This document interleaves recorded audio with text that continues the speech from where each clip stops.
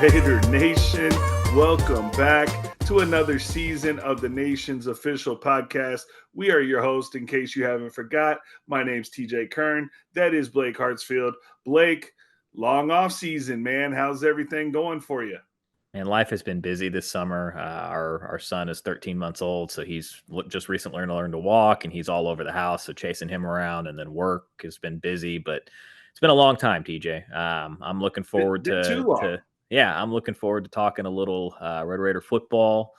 We got the first game this coming weekend, and just ready for sports again, man. Football is on the doorstep, and um, It is ready to game get week, it my going. friend. It Yeah, is. It's so game week. I do apologize to everybody, man. Life has been hectic for Blake and myself trying to get together, but man, we're back. It's game week. We are excited. And Blake, the first thing I want to kick off is we had a GOAT in the 806 this week. Did you hear about that by chance? One Patrick Mahomes. That guy, 28-year-old Patrick Mahomes, trying to go for a three-peat, just decides to, hey, let me just hop on down in my private jet and visit Lubbock for a day. And boy, was it a news-breaking day. Not only did we find out that he donated $5 million to the university towards that South End South Zone End project. Zone. Yep. Yeah, Which looks beautiful, by the yeah. way, TJ. I don't know if you've seen the pictures, Red Raider fans. If you guys haven't seen it yet, you'll see it this week on television. But they did a very, very nice job with that South End Zone. I saw it on NCAA. I've been playing a little bit of that, Have you? definitely. Yeah, a little Nice. bit. Just a couple So online dynasties with friends.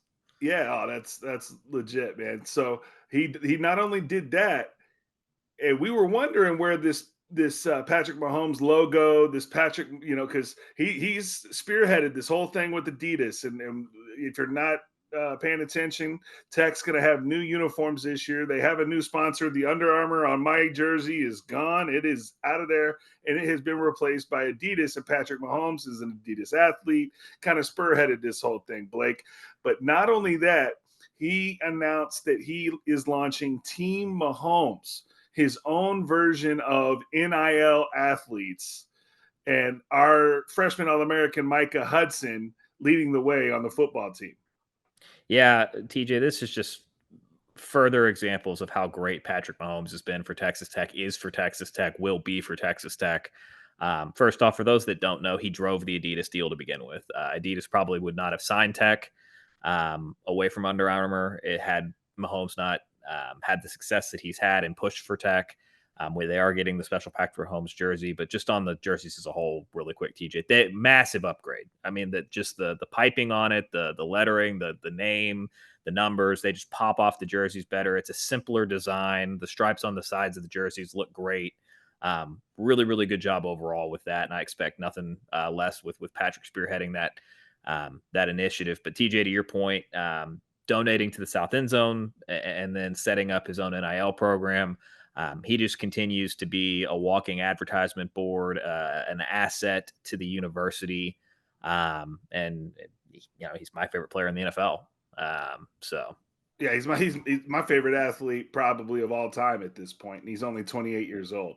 So, real quick, I do want to shout out. I know I gave Micah Hudson his flowers there for being the football Team Mahomes guy, but softball athlete. I want to say this name. I hope I say it correctly, Blake. Najari Canade. She's the one that set the record, right? The $1 million NIL deal. I guess this was part of it. Deal for Yeah, I sure. guess Yeah, this was she part did. of it. So this is more NIL money for her. Girls soccer star Sam Cartwright, the baseball team's TJ Pompey, girls basketball player Jasmine Shavers, and golfer Matt Comges. I hope I said that right, Matt. Anyway, welcome to Team Mahomes. Welcome to Adidas. And Blake, Pat no is not basketball done. players, TJ. Pat's not done. No, he's not. I'm thrilled that they're spreading out the love across different sports. You got some of the girls in there. A little surprised that there's not a basketball player in this, just given how marketable that program has been. But I'm sure in years 2 and 3, we'll see basketball. And I'm quite confident that given Patrick's public support for the basketball program over the last few years, that Adidas will be doing things to help them as well. There's no doubt about that, Blake. And it's just so exciting because, look, he's like You're right. He is He's awesome. going for, but think about this. He's going for a three-peat, something I that know. nobody's ever done. He He's gonna takes do it. time out of his schedule to come to the 806 Yeah. and launch this program for his alma mater, man. I couldn't be prouder. He's the best, man. He talked to Pure, the plain and football simple. team. Yeah, he did. And look, I'm a Cowboys fan first and foremost, always will be. But the day that the Chiefs drafted him, they became my second favorite team. Really easy to root for them with them being in different conferences. Yeah, I'm all about it, and they're going to three-peat. TJ, um, they won it last year with no receivers for him. He kind of made do with an aging Kelsey, and then Rashee Rice is a rookie coming on. But then they add Marquise Brown. They add the kid from Texas who's got some speed. And he's Some got some weapons. So set yeah, I mean the combine record for 40 time. Xavier yeah, Worthy, just Mr. 4.21. yeah, But just a anyway, little bit of speed. So yeah, Tyreek so starter kit. but for him to take his time out just shows his support for the university. He talked to the football team, talked to him about being all in. And that was something that he even admitted his time at Tech. He thought he might have been all in, but looking back on it, he's like, man, I could have done this, should have done that, could have been this. Maybe we would have won a Big 12 had I done this, right? So he Yeah. talked to the guys about being bought in. And boy, you want to talk about pressure. These athletes that are going to have that PM on their chest, better watch out. Better not be on Broadway. No. He just raises the standard. Him being involved with the program is nothing but good for Joe McGuire and for the football team moving forward. And he's just getting started. TJ, he's a young guy. He's still dominating the league. He's still, building his empire in terms of his wealth and his off-field investments, and which he's done very well in. So he's the best, man. No doubt about it, man. There's nothing else we could say about the GOAT, Patrick Mahomes. And Blake, that leads us into game week. We are here, game week, Abilene Christian University. We've got a lot to talk about for this season coming up. The first thing I'd want to mention, Blake, is last year we sat here and Texas Tech is a dark horse to win the Big 12, yada yada yada. Man, you and I were drinking that Kool-Aid hard. Are I you mean, refilling that cup? McGuire himself last year told us that they would have beaten his first year's team by 2 touchdowns. That ended up not being the case. As far as this year, TJ, I think they're going to be pretty good. And irregardless of how well they play, and I do think this is a good football team, this is the year that they need to take that step. This is year 3 in Coach McGuire. You're starting to see the fruits of his recruiting come through on this year's team. And TJ, this schedule, and I know we're going to get into that later, but like, you don't play Utah, who's the best team in the conference and favored to win the league in Vegas. You don't play Kansas State, who's the second betting favorite in Vegas to win the league. You don't play Kansas, who's the third, tied for with West Virginia for the third betting favorite. You get West Virginia and Lubbock. So uh, this schedule is really nice, and I expect this team to be very good.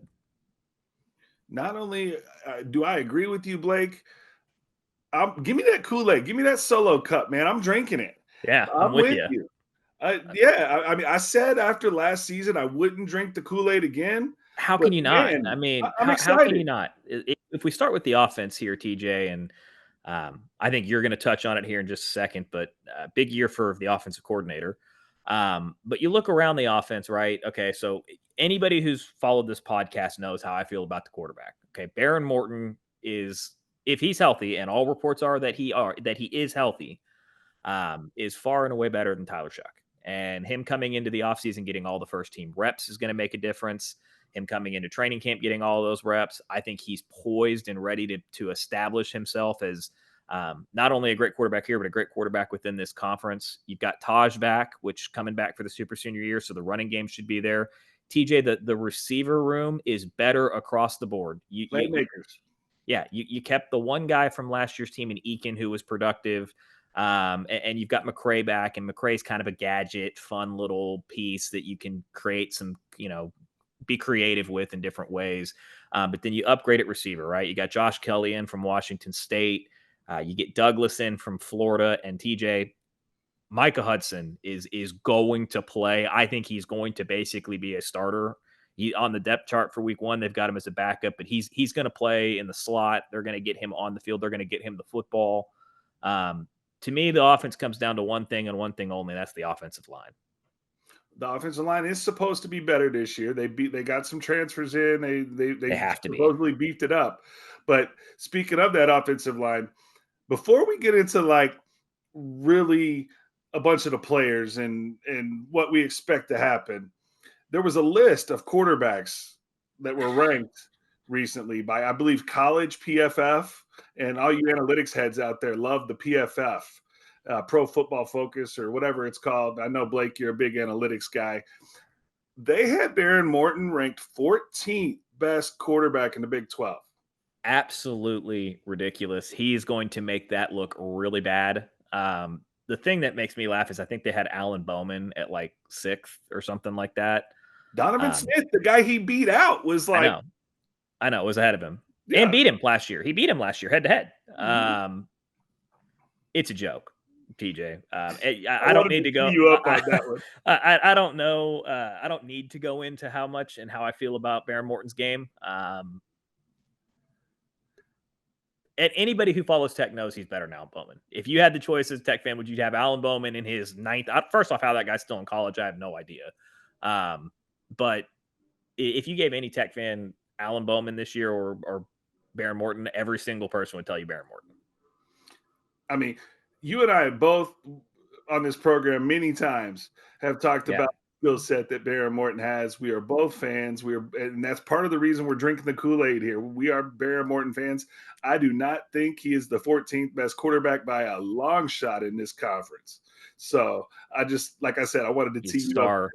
He's a star, TJ. He's going to be a star. And then, man, let's talk about expectations here, Blake, because I was watching College Game Day, first Saturday of college football last week. They were over in Ireland, and man, they had a Big 12 segment, and they talked about 5 or 6 teams, and Tech was not one of them. So, dare I say, maybe Tech is kind of lying in the weeds here? Not according to Vegas. Vegas has got them tied for, I think, either tied for 5th or the 6th betting favorite in the league, ahead of teams like TCU, UCF, who were talked about on that College Game Day segment. They get West Virginia and Lubbock. We're going to talk about the schedule. I don't think that they're coming in lying in the weeds. I think, I'm a big betting guy. I believe in lines that Vegas sets. I believe in projections that they have because they're right more often than not. I don't know, TJ. I think this team's going to be good. I don't think they're lying in the weeds, but it makes sense that some of the national media would do that because, to what you mentioned earlier, they were thought of as coming in last year as a dark horse in the Big 12, and then they, laid an egg at Wyoming. Don't go lose to Wyoming when you're a dark horse in the Big 12.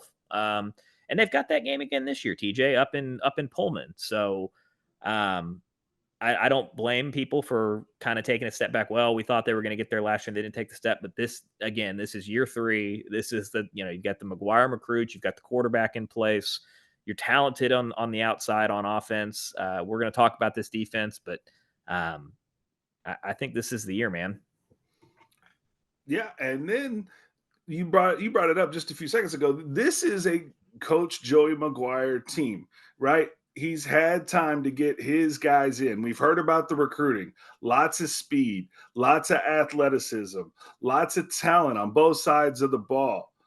But let's get into this offense a little bit. And I've got 2 things here in my notes that I think are major keys to this season. The first thing is obvious: keeping Baron Morton healthy. You have not had a healthy quarterback in 3 or 4 years, Blake? Part of it's the offensive line, which I know we're going to talk about. And part of it is the play calling. I don't want to see Baron Morton getting 8 to 9 designed run calls a game. If you want to call it once or twice just to keep defenses honest on the zone read for Taj, that's fine. But if you're calling 9 or 10 design quarterback carries from Morton and not giving the ball to Taj Brooks 20 times a game, that's a fireable offense to me. Period. I mean, it's Taj time. Yes. Taj really and truly, without NIL, you don't have Taj Brooks, in my opinion. I think Taj White might have been a third or fourth round draft pick. Heck, we talked about a team a few minutes ago that needs a running back. Hint, hint, the Dallas Cowboys. I would love Taj Brooks to be running the ball behind the Cowboys offensive line. Are you kidding me? But he decides to come back to the LBK, and he has an opportunity to break the all-time rushing record for Texas Tech. He's going to. I think he'll break that record. But again, I said it a second ago, TJ, and I will stand on and die on this hill. He needs to be getting the ball minimum 20 touches a game, minimum. And again, if there are, it's one thing if Morton, breaks the pocket and he takes off running because he's improvising and he's using his gifted skill set. I'm talking about the designed quarterback runs. They ran a lot for Shuck last year. They ran after they got Shuck hurt. They did the same thing with Morton, got him hurt. Like, that has to stop. Give it to your bell cow. Give it to your super senior who can take the pounding and let Blair Morton stay healthy and only take hits when he has to. Right. Baron Morton's back there because he's got a cannon for a right arm. And he's mobile. He is mobile, to his credit. Move. Yes. He can move, but we're not calling, this is not Cam Newton. We're not running, this is not Tim Tebow. We're not calling QB power. Correct. But we last year they called a bunch of design quarterback runs, and it drove both of us crazy. No doubt about it. And then I am a big playmaker guy. I think I've said on this show here on the Nation's official podcast that I thought we needed to get better on the outside, and I'm very, very positive that not only with Micah Hudson, with the additions of Douglas Kelly, some of the other guys we've got, Conyers and the tight end, Jalen Connor. Yeah. Like, we've got some guys now that can go and get the football, and man, we should be putting up a lot of points. Again, it's like what I said at the very beginning of the podcast, DJ. They're better at receiver. They're better at tight end. They're better at quarterback. It comes down to play calling and the offensive line. This offensive line they brought in some transfers. They seem to be confident coming out of camp. They don't have to be the best offensive line in Big 12. They don't have to go out and be K-State, right? Or Utah. But you need to be a top half offensive line. They have to take a step forward from what they were last year because everything else is there. This is a Ferrari that's ready to take off and sprint. That offensive line just has to plow the road a little bit. As long as Rashee Rice isn't driving, we're good. Good shot. Good one. I don't think he's going to get suspended, believe it or not. I don't think so either. But I think they're going to wait till next year. But Zach Kitley is driving on the segue there. And I think this is a very big year for offensive coordinator Zach Kitley because of what we've just talked about. He's got all the tools in the shed. No more excuses. Time to go win football games. Yeah, I mean, you were the hot shot coordinator that everybody wanted and came back to Tech and, from the Kingsbury tree, I get it all, right? Like, it's time to deliver. No doubt about that.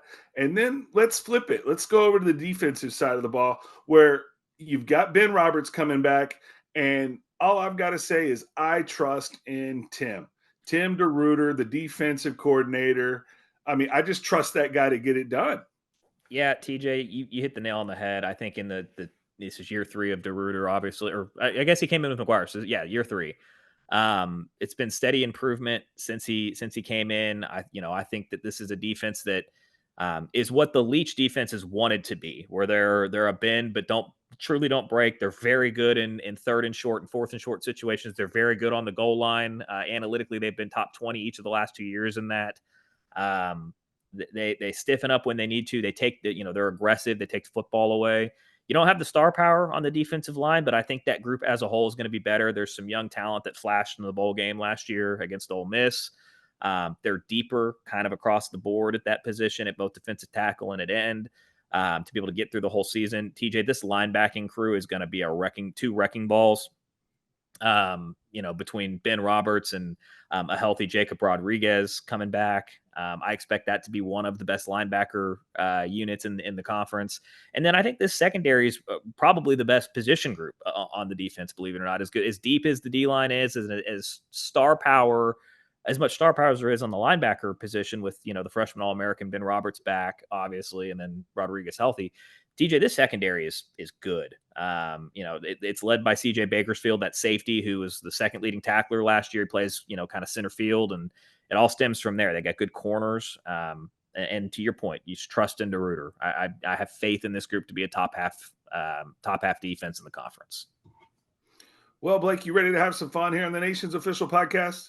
Sure, TJ. I'm always down for a little fun. Man, we've talked about the offense. We've talked about the defense. We talked about drinking Kool-Aid. We talked about Pat Mahomes. Now it's the fun part. We are going to go game by game here on the Nation's official Classic. podcast. Here we go. Oh, yeah. You versus me, my guy.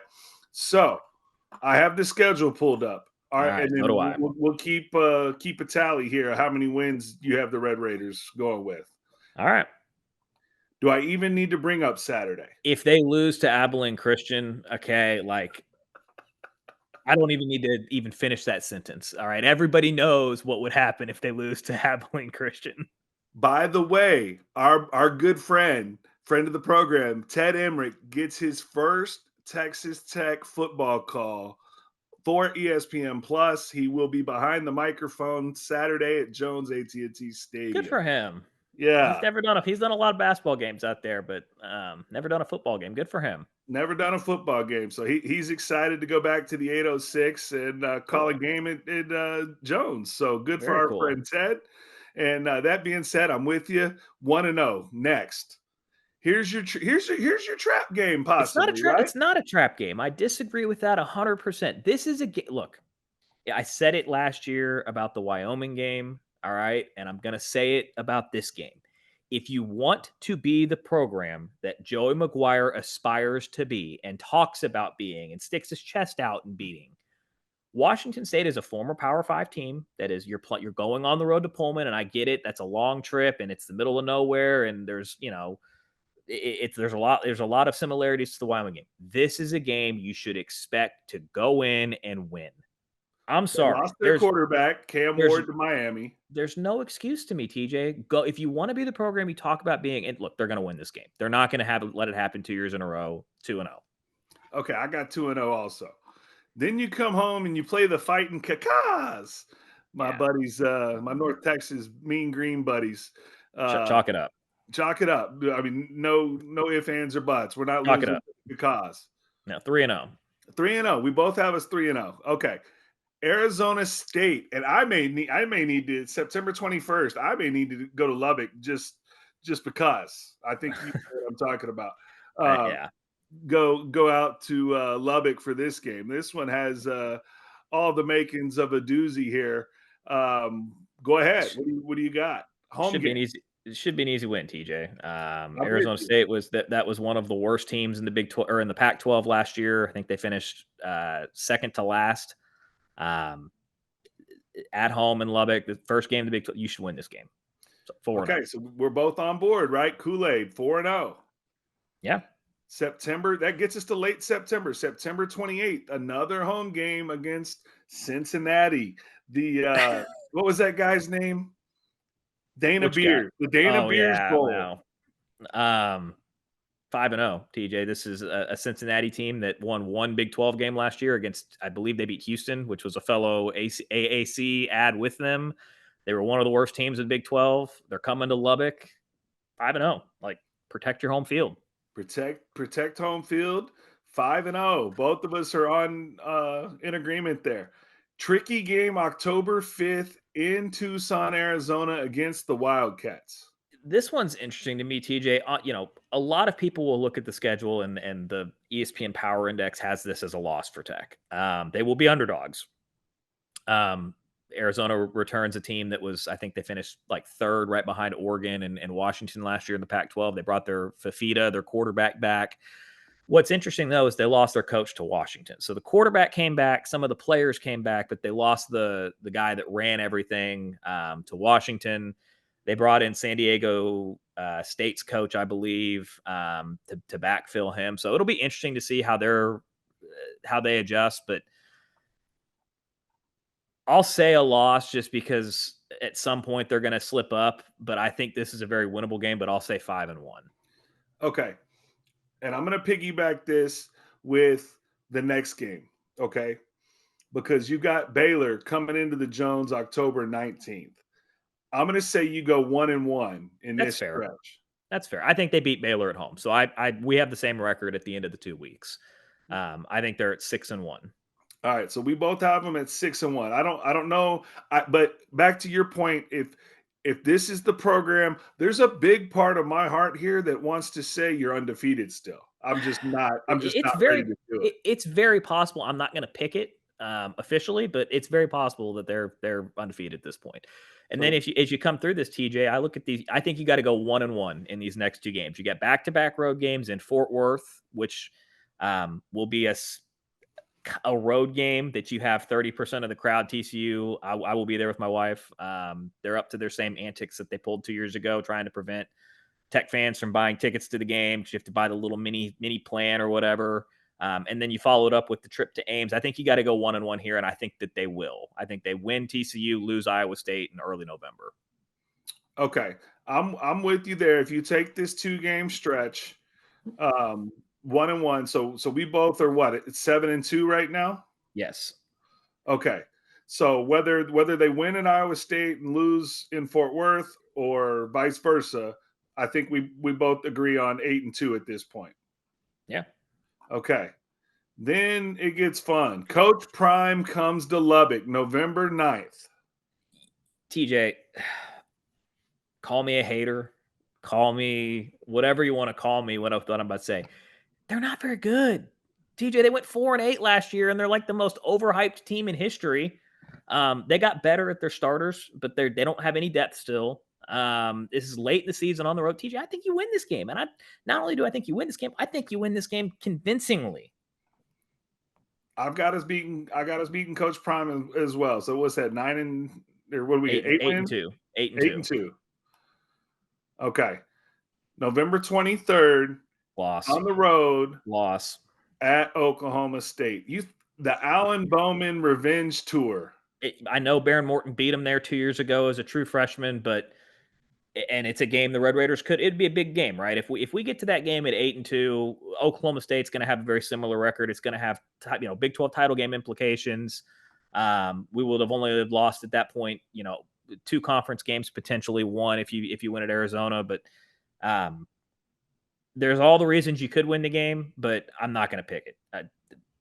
Oklahoma State has been the premier program outside of Oklahoma and Texas the last decade. They're playing at home. I just lost. Okay. And then West Virginia at home. Win. Okay. So what Win. what does that have? 9-3. I think You're I think 9-3. I think Guess 9-3, 8-4 is you should be no worse than 8-4. I think if you don't win at least 8 games, the season's not a success. On my notes, no lying. My notes before the show, I just went through and I didn't necessarily say we're going to win here, we're going to win there. I just kind of went through and tried to count wins where I could and tried to be fair where I could. And I said that we would go 9-3. I think 9-3 is a reasonable prediction. I'm there with you. I think they should do no worse than 8-4. I think if they go 7-5, not the hot seat, but I think McGuire has a little bit of a more uncomfortable offseason than he has if they go 8-4. I think 8-4 is kind of the minimum expectation to me. I think 9-3 is realistic, TJ. I think there's worlds where they can go 10-2. Yeah. And get into the Big 12 championship game. Maybe you get to, if you're 10-2, possibly you even get to the college football playoff. Well, if 10-2, probably if the 2 losses are in conference, depending on the tiebreakers and who your losses are to and who 10-2 maybe get you into the Big 12 championship game. If you win that, you're in the playoff. You might be able to backdoor in, but I have a feeling in this first year of the playoffs that it's going to they're going to do everything they can to get 5 SEC, Big 10 fest? 5 SEC teams, 4 Big 10 teams, 1 Big 12 team, 1 ACC team, and an at-large or something ridiculous, or Notre Dame and an at-large. I don't know, but I think 9-3 is very realistic, TJ, and that's kind of my expectation. And I think that would be a huge step in the right direction. I do as well, and going into a Baron Morton senior season. So I have 9-3 with the opportunity to win a bowl game and win 10. I think a 10-win season is not out of the question here, Blake. Very possible. Very possible. We're on the same page. Okay. So Welcome back to the nation's official podcast. This is our first episode of our third season now? Yep. Yeah, I mean, we usually take the summer off. We're not as big into the baseball. We do apologize about that. Our lives, just we got a lot going on. Blake's got the little one. I'm trying to figure out a career to pursue and all that good stuff. But we do the best we can to bring you the Red Raiders news and cover all the games. And We'll be it here for 5 months, TJ. Football right into basketball. So through next March, we'll be very plugged in. We are definitely going to be plugged in here at the Nation. Follow us. I'm at TEJAYKERN. Blake is at B Hartsfield 10. Of course, we are brought to you by our friends over at the Nation, at Guns Up Nation. And then, Blake, don't forget everybody out there that scarletandblackinsider.com. So I'll be contributing to them. I've already submitted a couple of one article earlier this year. We've got another one coming out here soon. And then I'm going to be doing some stuff throughout the football season with them on recaps and things like that. So check out SBI. And also, of course, thanks to Michael and the guys over at Guns Up Nation. no doubt about it. Welcome back to another season of Red Raiders Sports. Blake, how do we always get out of here? Rag 'em. Wreck 'em. We will talk to you guys soon.